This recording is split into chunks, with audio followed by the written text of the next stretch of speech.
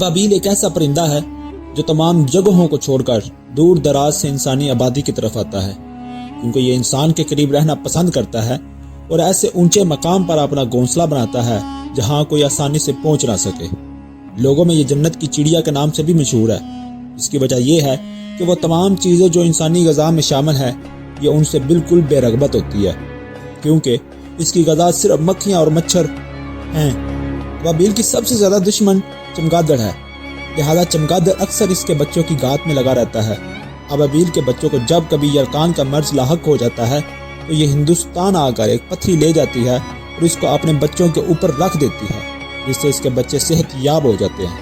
انسانوں میں جب کسی کو یرکان ہو جاتا ہے اور ان کو یہ پتھری دستیاب نہ ہو تو وہ ابابیل کے گھونسلے میں اس کے بچے نکال کر زعفران چن کو رنگ کر پھر اس کو گھونسلے میں بٹھا دیتے ہیں، اور جب ابابیل آتی ہے اور اپنے بچوں کو پیلا دیکھتی ہے تو سمجھتی ہے کہ گرمی کے سبب ان کو یرکان ہو گیا ہے، چنانچہ وہ ہندوستان سے اس پتھری کو لے آتی ہے اور بچوں کے اوپر رکھ دیتی ہے، جس کے بعد ضرورت مند انسان اٹھا لیتا ہے۔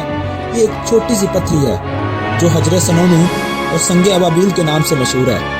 اس پر سرخ سیاہی مائل خطوط پڑے ہوتے ہیں۔ اس پتھری کا خاصہ یہ ہے اگر یرکان کا مریض اس کو گلے میں لٹکا لے یا پانی میں گھس کر وہ پانی پی لے تو انشاءاللہ اسے یرکان سے چھٹکارا مل جاتا ہے۔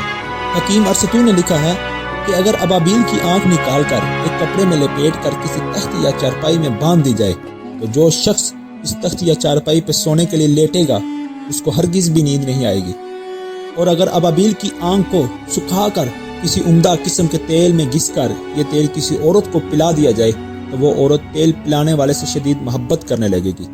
ابابیل کے سر میں ایک کنکری ہوتی ہے، اس کنکری کے بہت سے فوائد ہیں، مگر ہر ابابیل اس پتھری کو نگل لیتی ہے۔ یہ پتھری اگر کسی کو مل جائے اور وہ اس کو اپنے پاس رکھے تو وہ ہر برائی سے محفوظ رہے گا، اور پتھری رکھنے والا جس سے بھی محبت کرے گا وہ محبوب اس کی محبت کو ٹھکرا نہیں پائے گا۔